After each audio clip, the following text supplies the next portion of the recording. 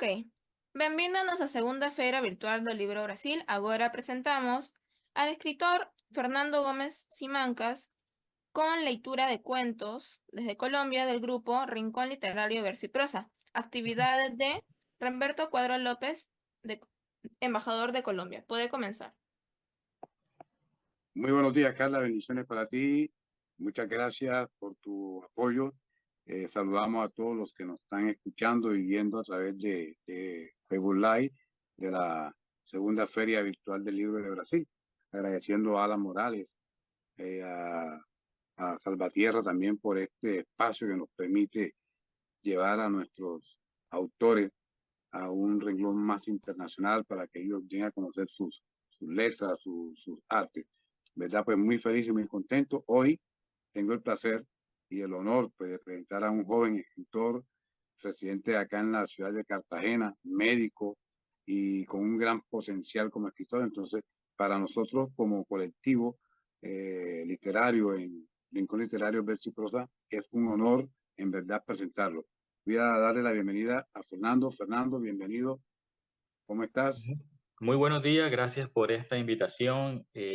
A todos los que le hicieron posible, a Remberto y a todos los que ha mencionado, estar aquí en la tierra de Machado de Asís, de Amaro, de Fernando Gabeira, tocayo, pero bueno, muy lejos de estar allá.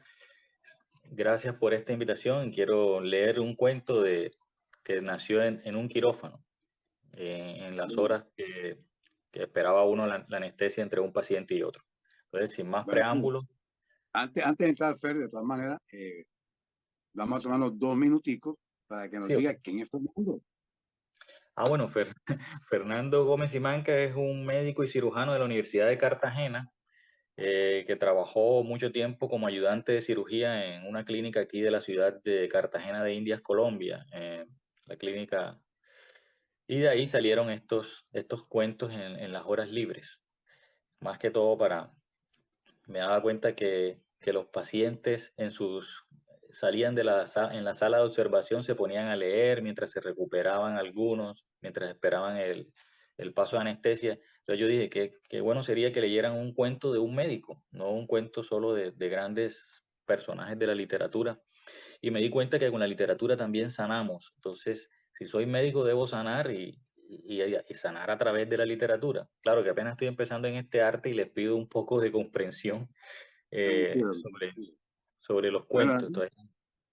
Entonces, complácenos con la lectura de tu cuento y al finalizar, si tenemos algún tiempito, pues más adicional, hablamos, conversamos un poco de ti y de lo que viene para adelante. Vale, te escuchamos. bueno, el cuento se titula Al mejor anestesiólogo también se le muere el paciente. La sala para reuniones de los médicos ese día estaba ocupada. Esperaban al doctor Álvaro Morán, director de los médicos y gestor de la calidad del hospital universitario, quien al llegar se acomodó las gafas y comenzó a leer los indicadores proyectados en una de las diapositivas. Pompilio, 12 pacientes fallecidos. Marrugo, 10 pacientes fallecidos. García, 9 pacientes. Sara Martínez, 7 pacientes. Merlino, 4 pacientes. Y Torrealba, 0 pacientes fallecidos. Todos se quedaron asombrados y giraron sincrónicamente las cabezas hacia Alberto Torrealba, quien simplemente hizo una expresión de sorpresa también. El anestesiólogo Alberto Torrealba era el hijo consentido del emigrante sirio Nayib Torrealba, quien llegó al país huyendo de la ocupación del ejército alemán durante la Segunda Guerra Mundial.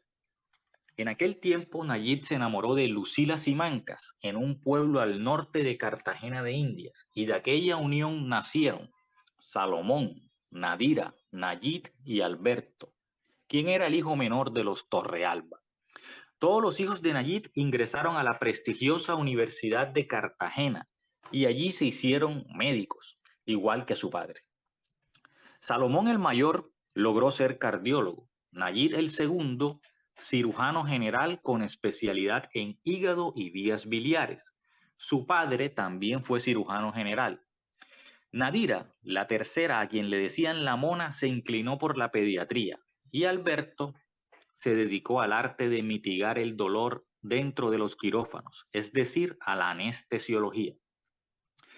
Mis estimados doctores, estas estadísticas son de las cirugías ambulatorias. No se aplicaron a los pacientes que ingresan a sus quirófanos del servicio de urgencia. Pues yo considero que sería imposible medir la efectividad de todos ustedes en un ambiente de emergencia, porque es una lotería lo que les va a ingresar por allí. Pero más sin embargo, en las cirugías programadas y ambulatorias sí que se puede medir su efectividad, les decía Morán mirando la gráfica en la proyección. Por lo tanto, es importante que reduzcan en la medida de lo posible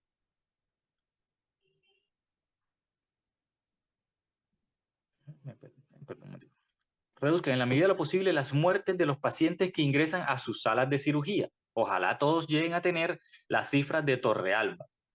En ese momento, múltiples murmullos brotaron después de lo expresado por Morán en la sala. La reunión terminó y algunos colegas se acercaron a felicitar a Alberto. Otros simplemente abandonaron la sala vociferando y manoteando al aire. En algunas profesiones, las cifras de los resultados obtenidos son simples números. Ciertamente, muchas veces la vida es solo eso, unos números. Por ejemplo, ¿de qué sirve el goleador del equipo de fútbol cuando tiene 4 oportunidades de gol y logra anotar esas 4 oportunidades, pero luego el partido queda 5-4 a favor del equipo contrario y su equipo pierde? Absolutamente de nada le sirvió ser efectivo a ese goleador. Sin embargo, en el caso del equipo de los anestesiólogos del hospital universitario, la situación era diferente. Torrealba era ese goleador con una eficacia de 10 sobre 10. Algunos atribuían su éxito a que los mejores cirujanos preferían programar las cirugías con él antes que con los otros anestesiólogos. Entonces justificaban su tremenda efectividad más a la pericia de los excelentes cirujanos que operaban con él que a sus propias habilidades. Incluso otros más envidiosos decían que simplemente era suerte. Y algunos más escépticos decían que esas estadísticas iban a variar de acuerdo a la época del año, de acuerdo a las patologías y a otros factores, y que realmente no sirven para nada y por eso no se deben evaluar, mucho menos cada mes. Pero lo cierto fue que el impresionante récord de Alberto Torrealba se mantuvo en 0 fallecidos, 0 pacientes fallecidos después de aquella reunión con el doctor Morán. Y se mantuvo durante el tiempo, durante los siguientes 10 años. Imagínense ustedes lo que son 120 meses para un anestesiólogo sin que se le muera un paciente programado. La fama de Torrealba fue creciendo por los pasillos del hospital. Para él no era grato tener aquel título, y mucho menos ser famoso. No solo era molesto por cómo lo trataban algunos de sus colegas, sino también que la presión sobre su labor diaria cada vez iba creciendo más y más. Es que cada día que pasaba sin que se le muriera un paciente se convertía en un nuevo récord, no solo para él, sino para el hospital. Pero ya esta situación le era fastidiosa en lo personal, pues todo el mundo lo veía como el eminente doctor Alberto Torrealba, cuando él simplemente era un humano más que se limitaba a hacer bien su labor de la mejor manera posible, aplicando todos sus conocimientos al servicio de los otros. Además de su pericia e inteligencia, tenía algo que lo hacía sobresalir sobre los demás, y es que era muy meticuloso, obsesivo con su trabajo, y esto definitivamente lo hacía ser el mejor en su actividad. Aquel sábado que terminó la cirugía de un famoso ciclista campeón de una gran vuelta del mundo, el cual se había accidentado contra un camión que habían dejado parqueado en plena carretera que es usada como vía rápida, y lo hicieron justo después de una curva. Qué imprudencias que solo se cometen aquí en este país. Él fue y lo dejó instalado en la unidad de cuidados intensivos. Luego se cambió la indumentaria estéril para ir a pasear con su esposa e hija. Pero antes de salir del hospital, vio la capilla y decidió entrar a orar. Su oración fue la siguiente: Padre, yo sé que tú me amas y estoy agradecido por todos los dones que me has dado. Te doy gracias por la salud que tengo y por la de mi familia, por la vida que me has dado, por ayudarme a sanar a todos mis pacientes que llegan a mi sala de cirugía. Pero padre, esta fama que no se me mueren los pacientes ya me está agobiando y enloqueciendo. Yo sé que si no se mueren es grandioso para los familiares, para los cirujanos que operan en mi sala, para el hospital, en resumen, para todos. Eso es lo ideal. Pero padre, para mí no es grato. Y créeme que me está afectando. Te pido por favor que esta fama se acabe. Lamentablemente suena a que te estoy pidiendo que se muera alguien, pero padre, no es así. Solo te estoy pidiendo que se vaya esta reputación sin que se muera alguien. Yo lo único que quiero es vivir y trabajar con tranquilidad. Perdona mi impertinencia por pedirte esto. Amén. Su hija subía y bajaba por el tobogán. Su esposa lo vio pensativo. ¿En qué piensas?, le preguntó. Me imagino que en lo mismo de siempre, en la fama de ser el mejor anestesiólogo de este país. Ya son 100 meses, mi amor, 100 meses sin que se me muera un paciente. La verdad es que mi ética no me permite cometer un error adrede. Tú lo sabes muy bien. Eso equivale prácticamente a asesinar a alguien. Eso es como matar a un ser humano indirectamente. Así es, mi cielo, le decía su esposa Paola Díaz mientras acariciaba su región occipital. Luego le replicó, pero amor, nadie te ha dicho que debas asesinar a alguien, ni tampoco que cometas un error voluntariamente. No, señor, quizás lo que debes hacer es tomarte un año sabático para ver si así se olvidan de esa fama tuya. Torrealba la miró y le dijo con firmeza, créeme, mi amor, que eso no sucederá.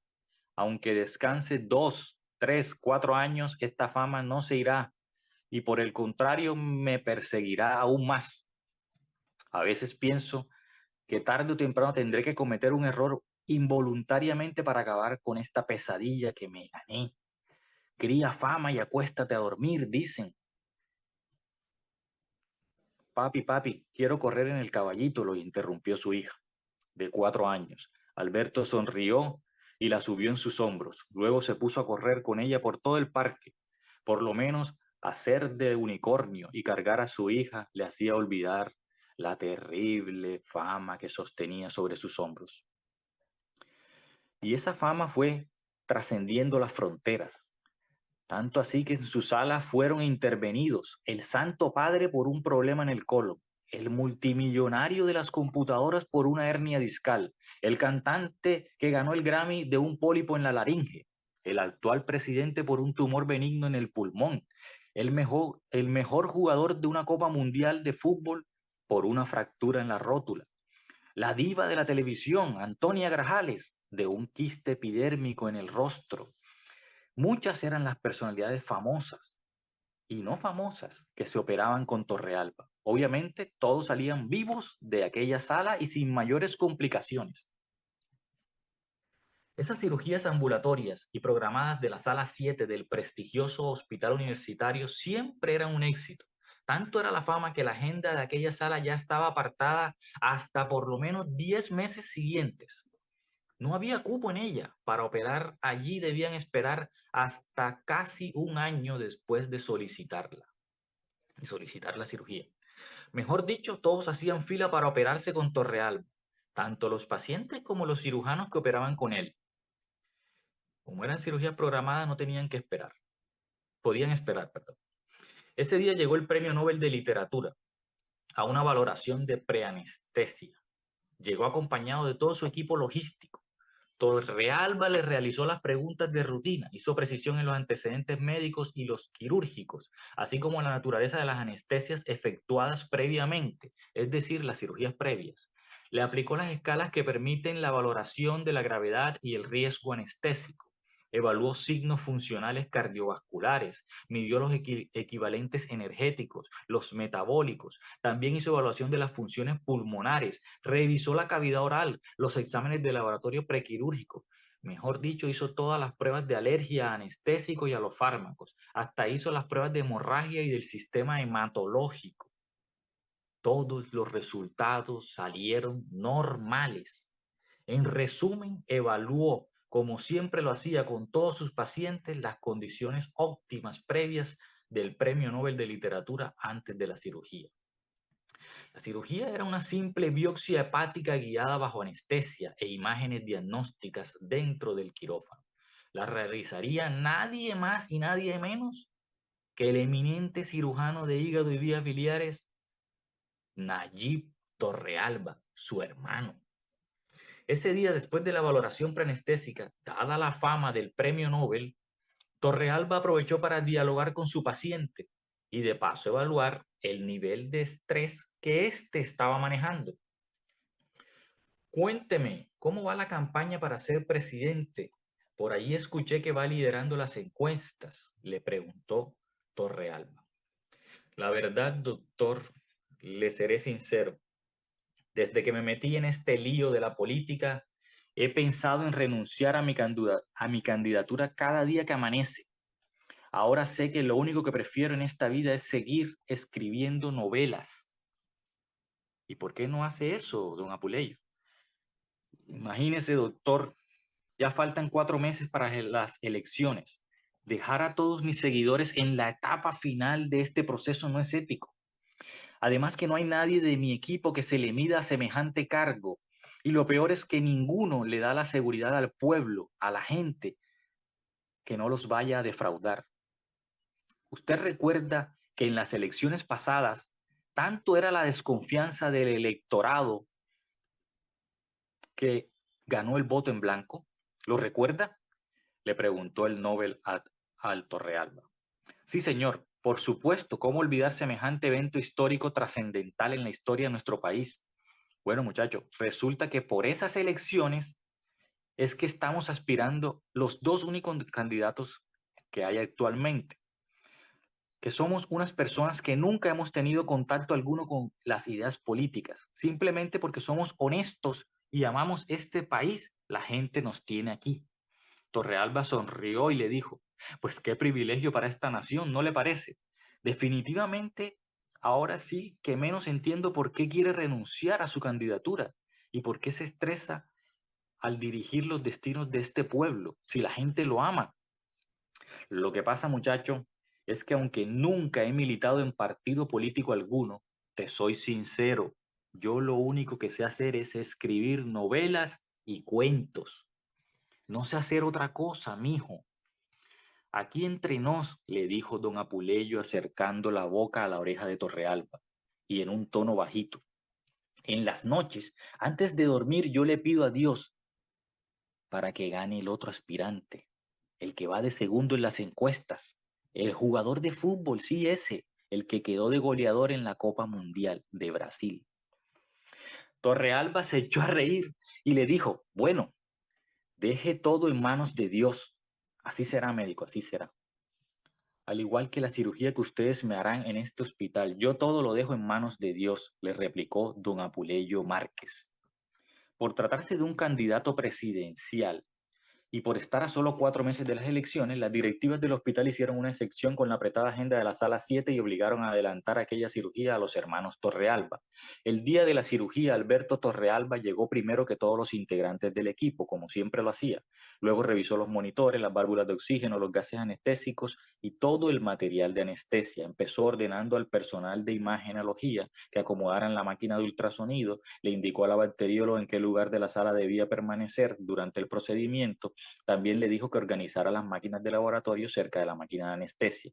Todo iba a la perfección como siempre solía ser. Nayib Junior Torrealba y su equipo de cirujanos también llegaron a la hora indicada. Se lavaron y vistieron con la indumentaria estéril. Alberto hizo la respectiva oración a Dios para que todo pasara conforme a su voluntad. El paciente con el catéter intravenoso instalado recibió el anestésico general. La cirugía comenzó a las 7 de la mañana como estaba prevista. Mientras tanto, en las afueras del hospital ya se habían reunido miles de fanáticos del Nobel.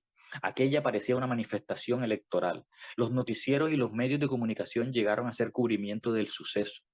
Javier Bueno, el radiólogo, guiaba con el ultrasonido la aguja que avanzaba, el cirujano Nayib con su mano derecha. Alberto con la bacterióloga de nombre Nancy Zapata revisaban las pruebas de coagulación. Todo estaba perfecto, el INR, las plaquetas, el tiempo de protombina, el fibrinógeno, es decir, todas las pruebas de laboratorio estaban en los niveles óptimos.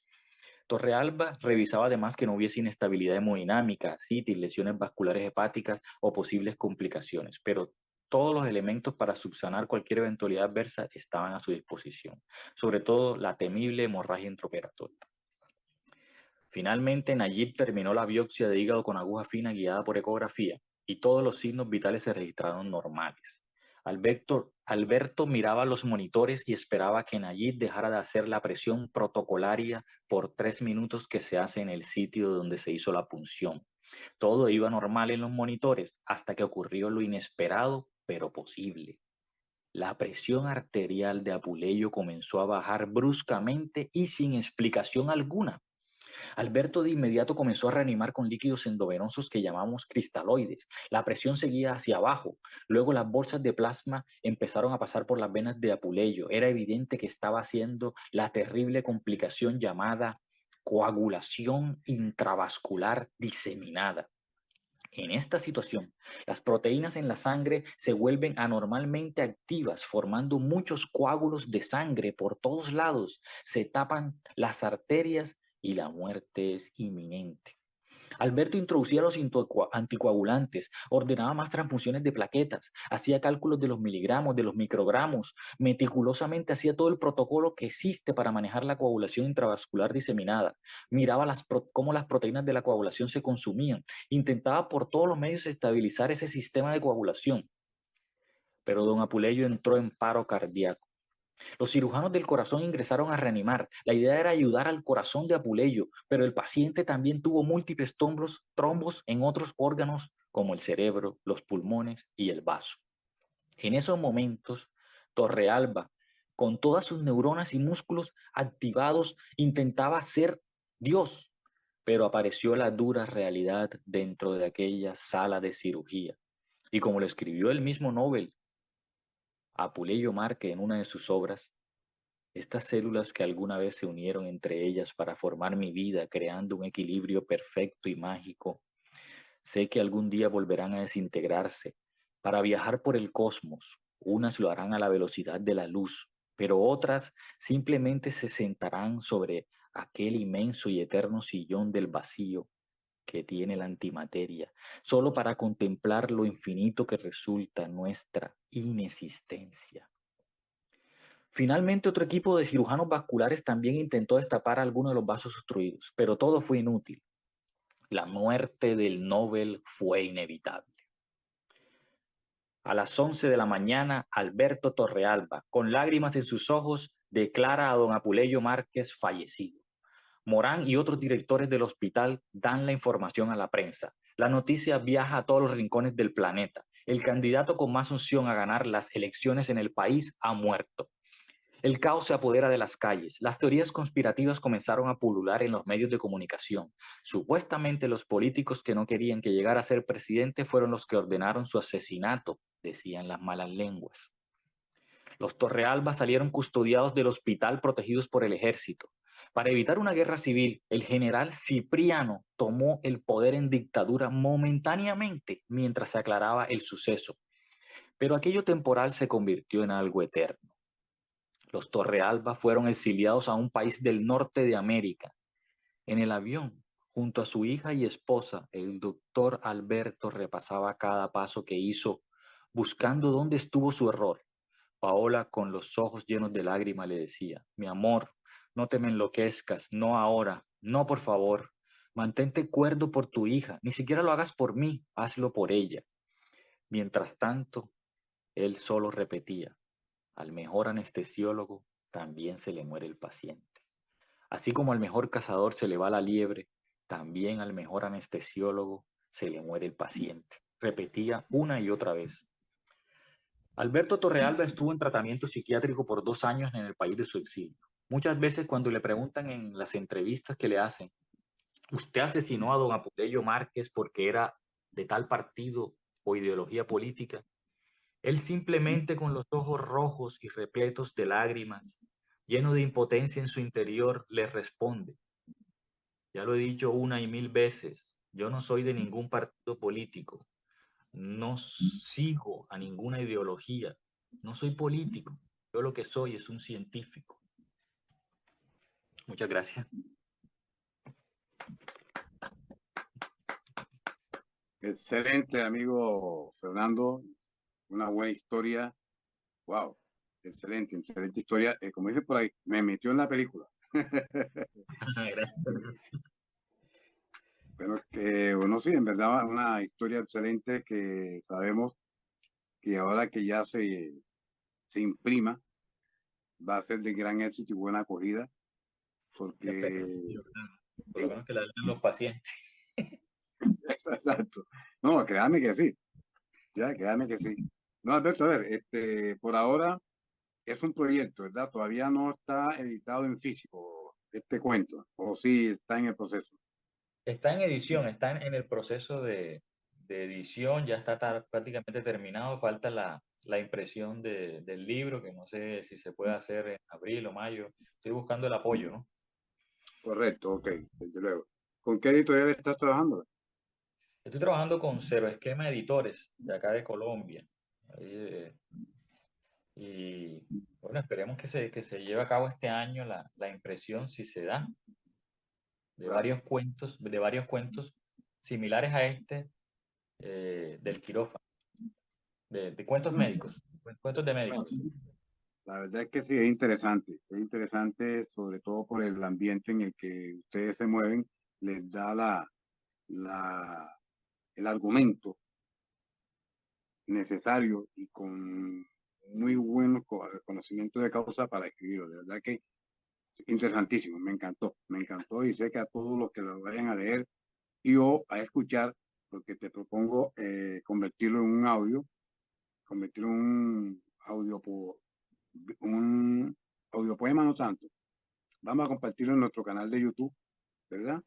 Para que Perfecto. pueda llegar a muchas más personas. Por Claro. ahora, ¿tienes algún blog, tienes alguna página donde ellos puedan entrar y escuchar o leer este cuento? No me he dedicado todavía a eso y te pido el apoyo de que tú sí me puedes ayudar en tu blog o en Cuenta con Facebook. eso, cuenta con eso. Ya lo venimos haciendo. Sin haberte lo dicho, ya lo estamos haciendo. De hecho, lo tenemos seleccionado para leerlo en un grupo que manejamos que se llama Cultivando Lectores. Ahí lo vamos a leer. Son niños jóvenes a los cuales estamos cultivando porque tenemos una campaña que es la de crear nuevos lectores para las nuevas generaciones, crear ese hábito y el amor por la lectura, algo que se ha ido perdiendo poco a poco. Entonces, nuestra misión en Rincón Literario y ahora en la Red Internacional de Escritores, lo que es RIEPAL, estamos haciendo esa campaña. ¿Para qué? Bueno, Para llegar a más personas. Como estoy acá en Cartagena, me encantaría, a ver, dentro de tu tiempo posible, invitarte, invitarte a una de estas lecturas de poemas para que seas tú directamente quien lo lea, si tienes la disponibilidad.